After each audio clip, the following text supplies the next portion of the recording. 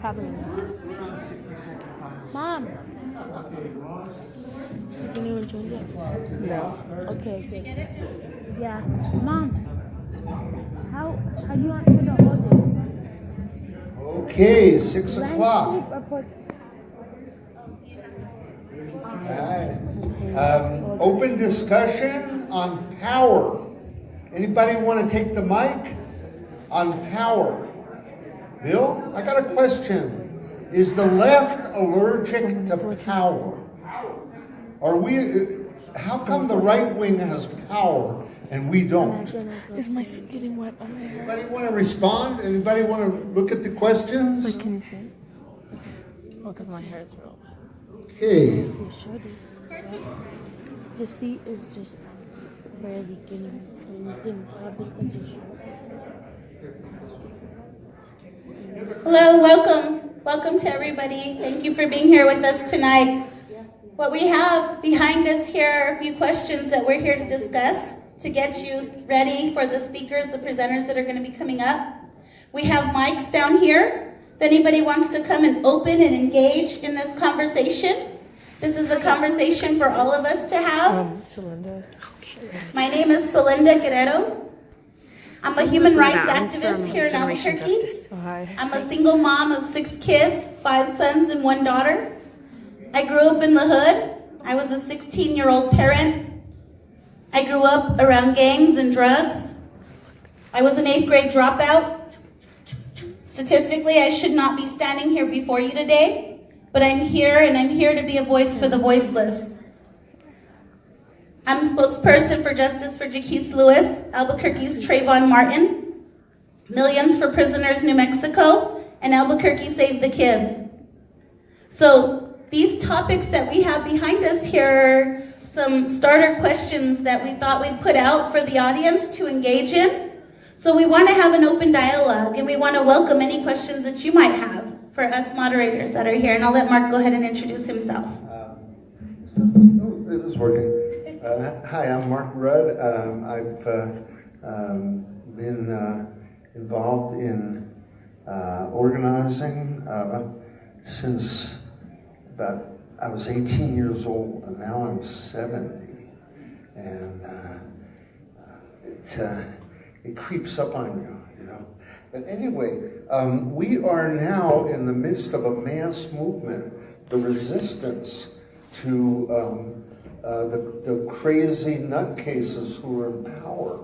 But the question is, how do we get power? It's amazing to me that these people who don't even believe in science, they don't believe in global warming, these people who only believe in greed, they are in power, but we're not. What's our problem? Why have we not organized for power? Or even better, what do we need to do to get power now? So we welcome people to come up to the microphone. Anybody want to give your favorite theory?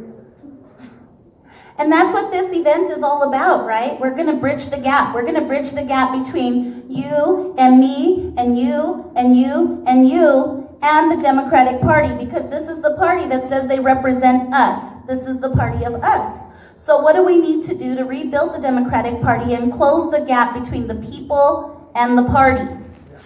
How do we build on those issues? All right. Go ahead. Yay, Diane. Okay, the rules are 60 seconds, and you will be timed, and that goes for us too. Okay.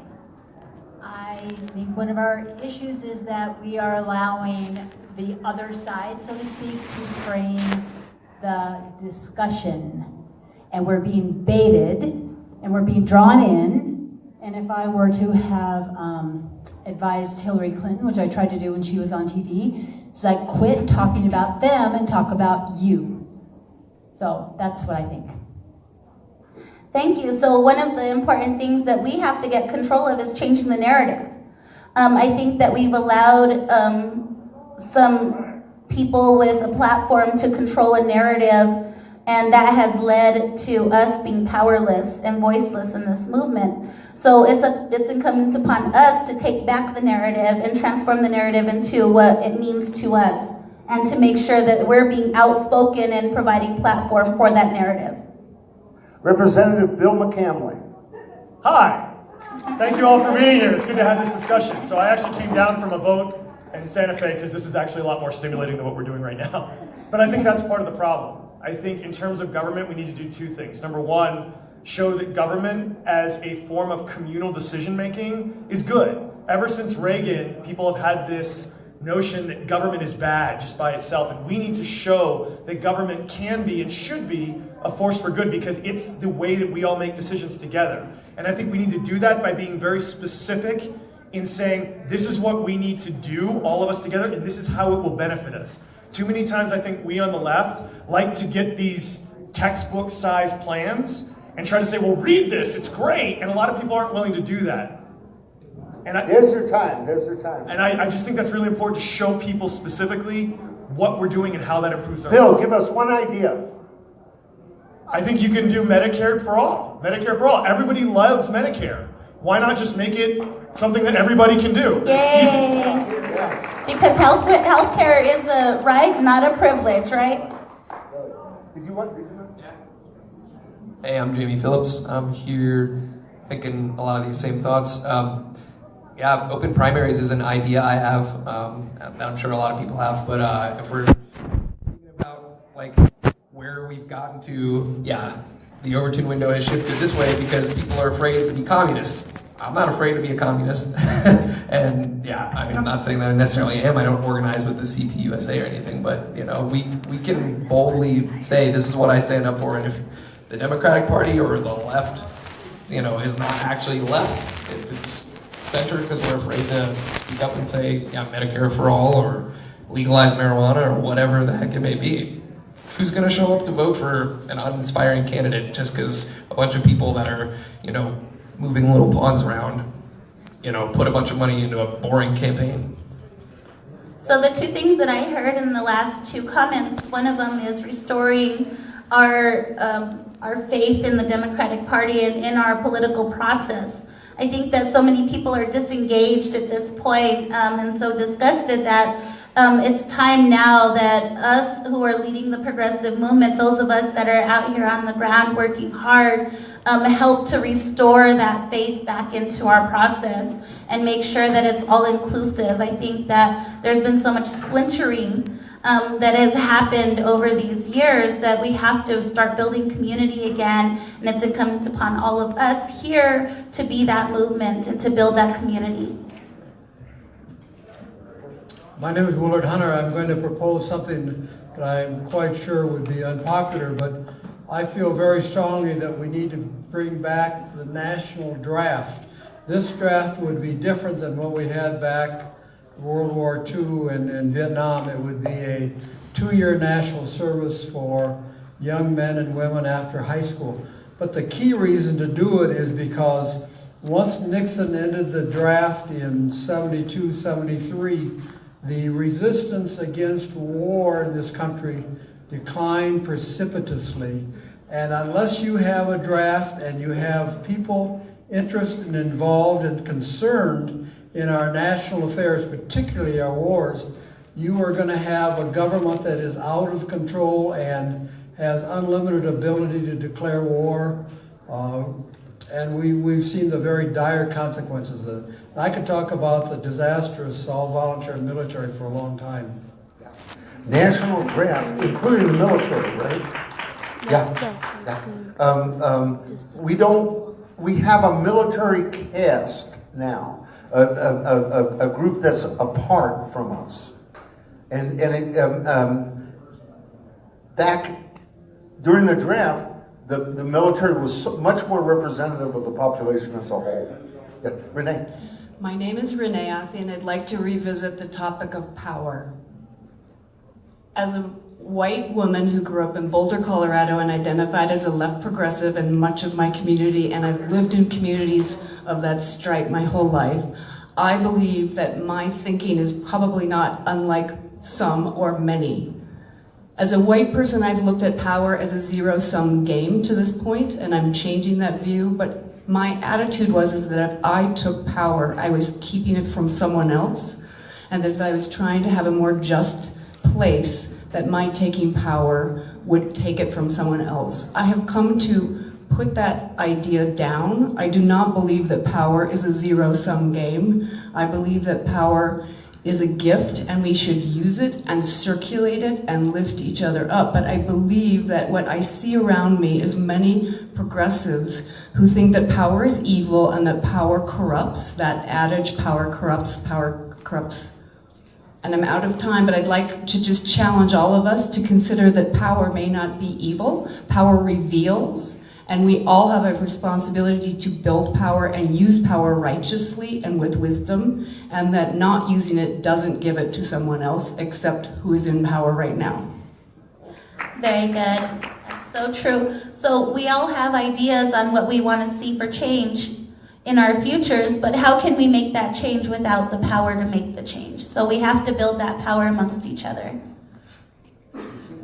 Hi, Gina Dennis. I just came from a 1-hour Reiki healing session. And what I think we need right now with the Democratic Party is a healing. It feels like we have like 6 or 7 different political parties inside of the entire Democratic Party. We are so divided. And this healing process is super important, especially for me as a woman of color. One of the things that we need to completely get rid of is white male supremacy. And I'm gonna call on my white sisters to really look at supporting women of color as we move forward. Put women of color on the platform. I don't need, a white person to speak for me. I need a person of color to speak for me. So as we look at who we elect and our candidates and our activators, let's look at people of color, especially women. Thanks. Yay, Gina, thank you.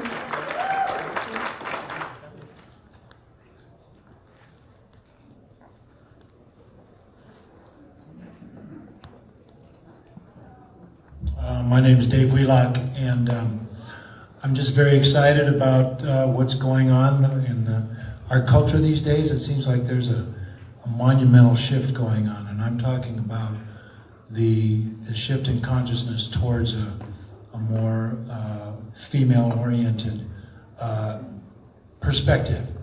And I think that it's something that, to cut to the chase, I think as an idea, that we should really, really embrace not only women's rights and not only the end of violence against women, but also a more wide-ranging return and, if you will, even a challenge to the mainstream powers that be to look back at their own cultural traditions and see what they find there. And it will be a matrilineal society where women have great power in that society.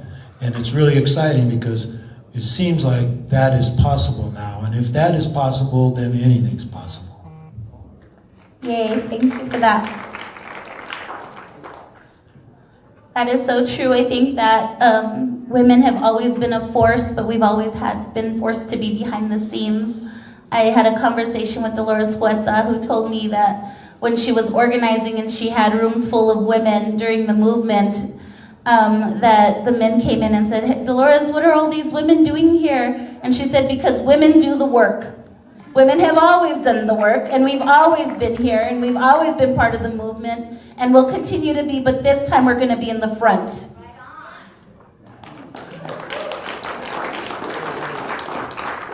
Yeah. I think Democrats need to change their language as they talk about their programs, and we need to talk about creating the conditions in which people can grow.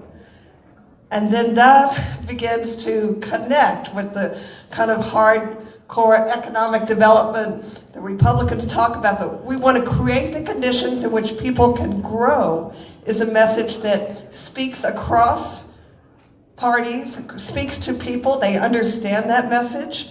And with that, creating the conditions in which people can grow, we can call on New Mexico to invest hundreds of millions of dollars in in changing our economy to be diverse and supportive of people.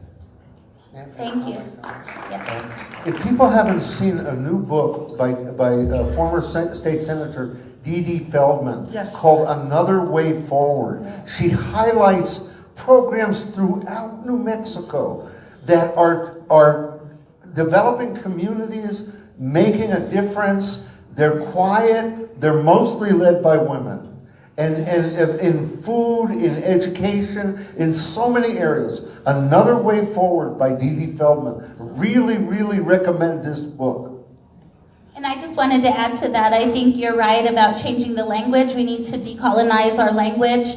We need our leaders to talk like us so that the us's can be reached. I think that there's a whole demographic out here, people of color and the poor who have been left behind. And we need to reignite that part of the movement because we are powerful.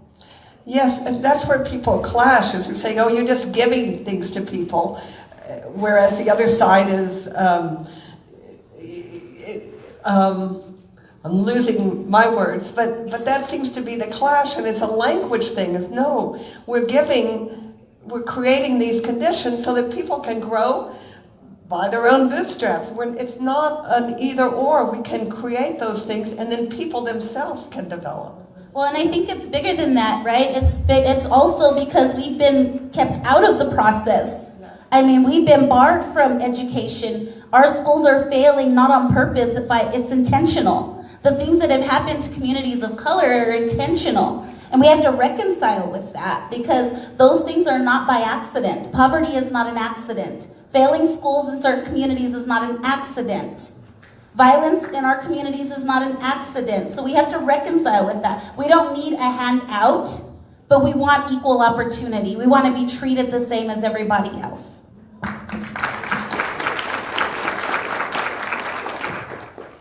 I'm Wendy Fabian, and I just wanted to offer a talking point when you are interfacing with people who are apathetic about the political process.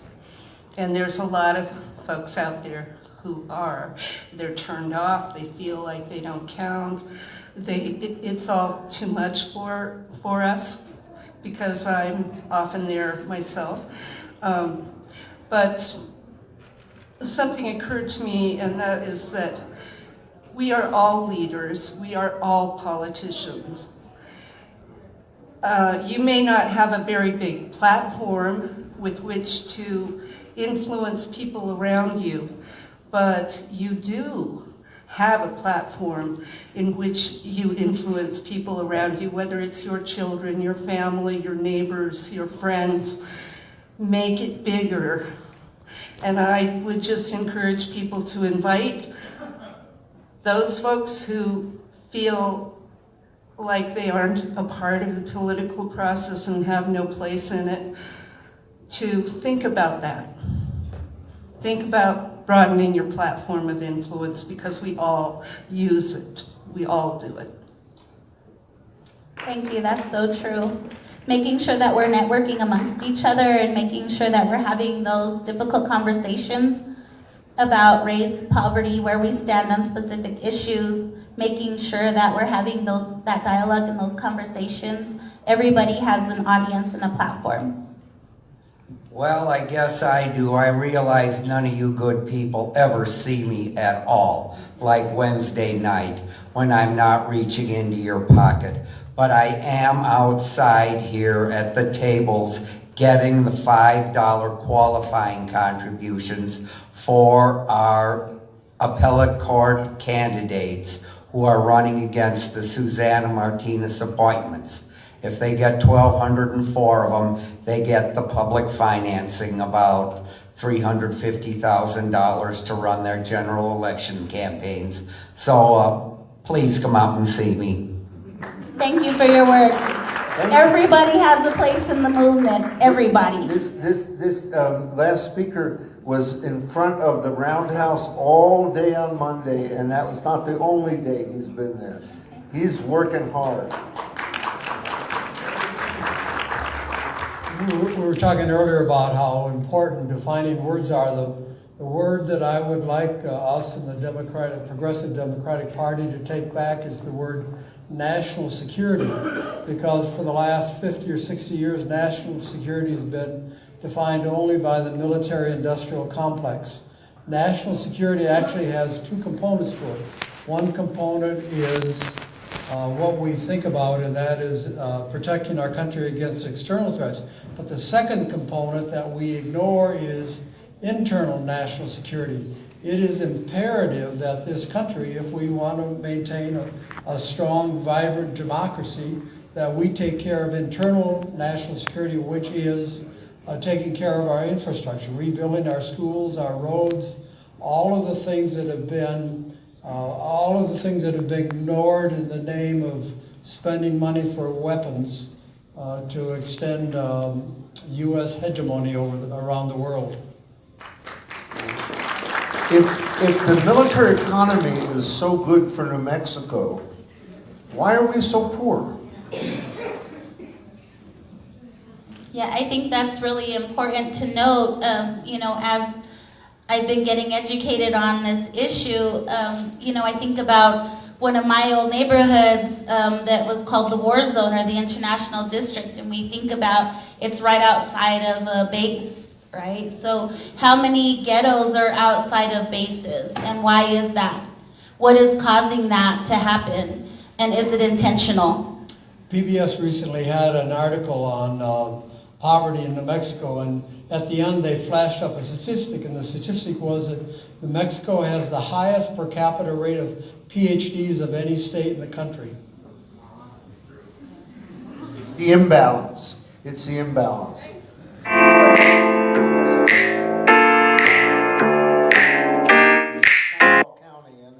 And Chaco, do you want to speak a little bit about the struggle? He called you up, Mark. And do you want to talk about your organizing in Sandoval County and at San Domingo? Well, I'll just share a quick couple thoughts then. I want to interject a couple of ideas into this discussion, which is, I feel like there's a big disengagement on the part of most people, kind of for the same reason that people don't vote anymore, because the collective mind is more intelligent than we give it credit for. I think people don't vote not because they're lazy or apathetic, but because they intuitively understand that their voice really doesn't matter.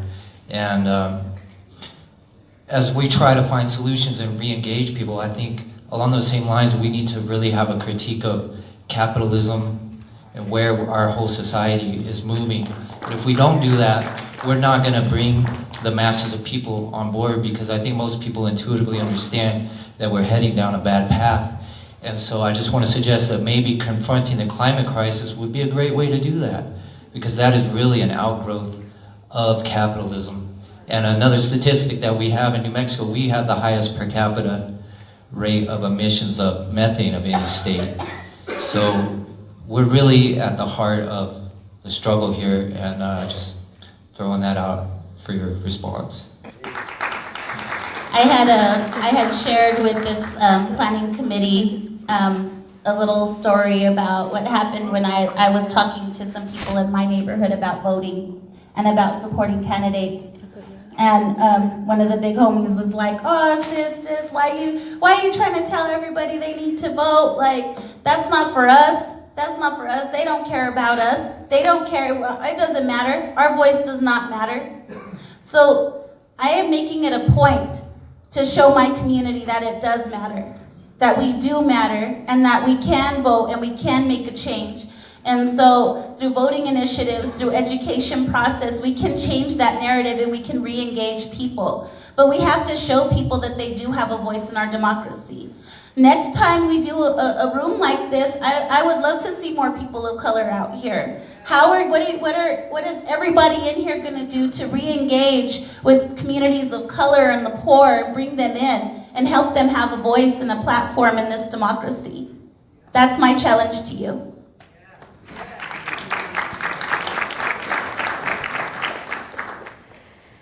Hi, my name is Ann Barudin. I've been working with CommonGroundRising.org. We've been fighting the fracking issue. I'm from Santo Domingo Pueblo, And I just want everyone to be aware that fracking is just not a Sandoval County issue.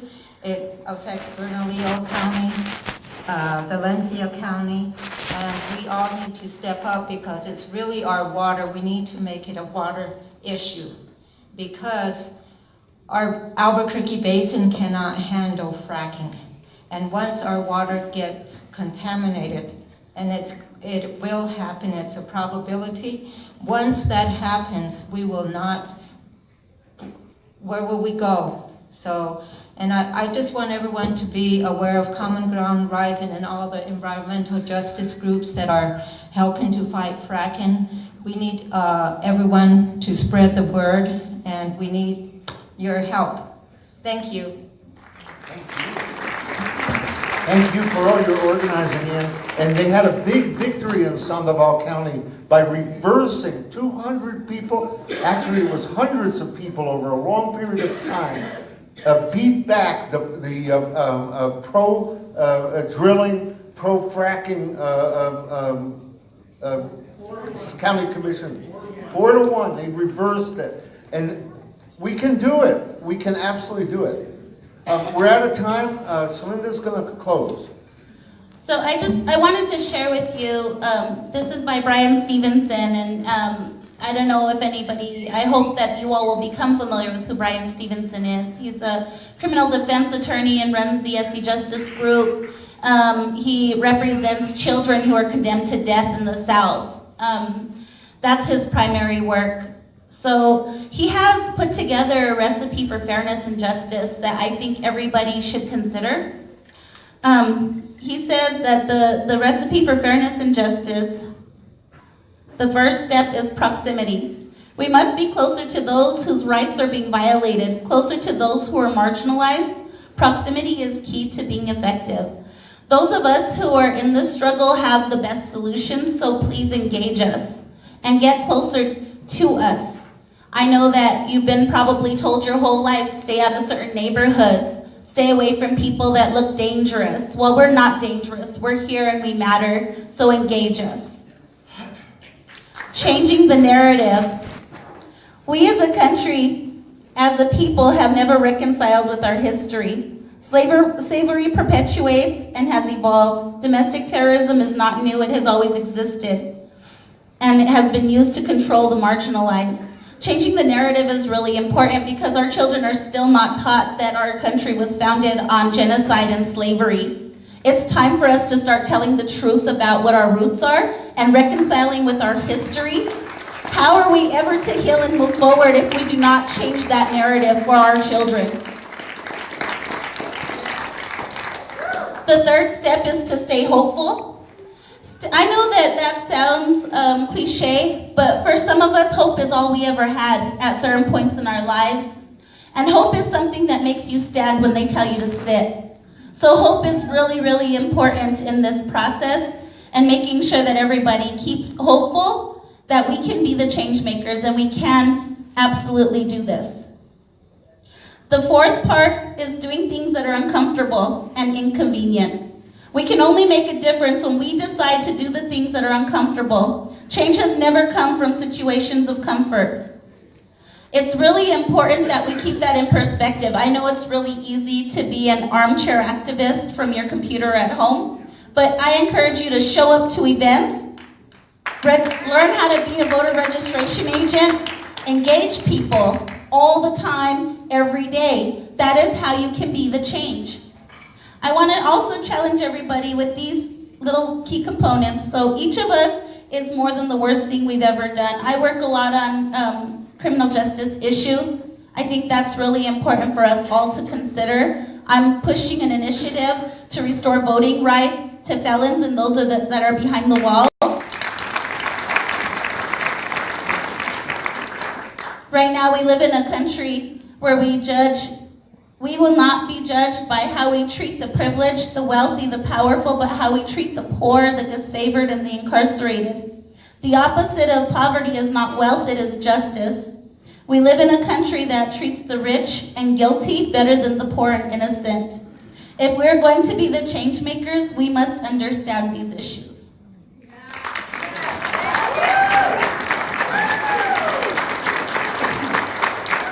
Thank you, everybody.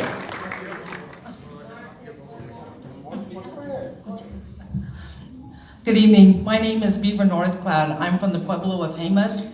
And thank you for the lady that was saying that she would like for the people of color to speak for her. We, as a people of color, we can speak for ourselves, and we would like to listen to you as well. But please, all we ask is that you listen to us. We are all capable of learning. We are all capable of teaching each other. We just need to listen. We need to have that compassion there to put ourselves in the other people's shoes. And then we can work together.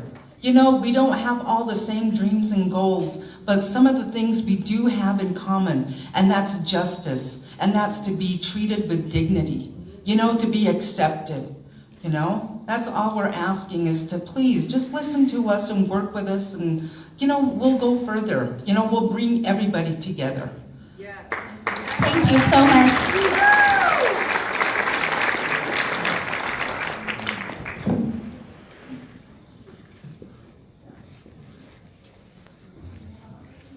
Thank you. How about a hand for Celinda and Mark one more time on that great presentation? And they even helped move the furniture. How about that? Good evening, everybody. I'm Eric Griego with the New Mexico Working Families Party. It's great to see you all here tonight. We're happy to be co-hosts and co-sponsors for this important conversation we're going to have tonight. Thanks for making the time this evening to come out and join us. So hopefully, as we explore this whole conversation on bridging the gap between the will of the people and the Democratic Party, we'll all be open and honest about not just where we think we're going, and not just where we are, but who we are, as whether we call ourselves Democrats or progressive Democrats. I don't know about you guys. For me, increasingly, I'm not sure sometimes what those terms mean anymore. And it's always been a question of defining who we are as Democrats and as progressives. And I think we're going to hear, I think, some new ways of thinking about that tonight. I wanted us to talk about some administrative things before we get started. You have 3x5 cards for questions. Please write your questions on the card. So if you have a question for any of the speakers that are coming up, write them on there. We really want to remind everybody this is really a movement of individuals and of people, so we need everyone to get involved. Fill out the Engage Your Skills form. You should be able to do that. And let me show you the cards here. So this is the three. They said you needed visuals just to make sure. This is the 3x5 card you should write your questions on. And this is the other form that you want to fill out. It should have been in your packet. If you didn't get a program, there's folks out front with programs. The event is being streamed on Facebook and will be available to view on the Moss Group New Mexico Facebook page. So if you want to, even now, let people know about that, or encourage folks to take a look. I want to thank our sponsors. A lot of folks really worked really hard to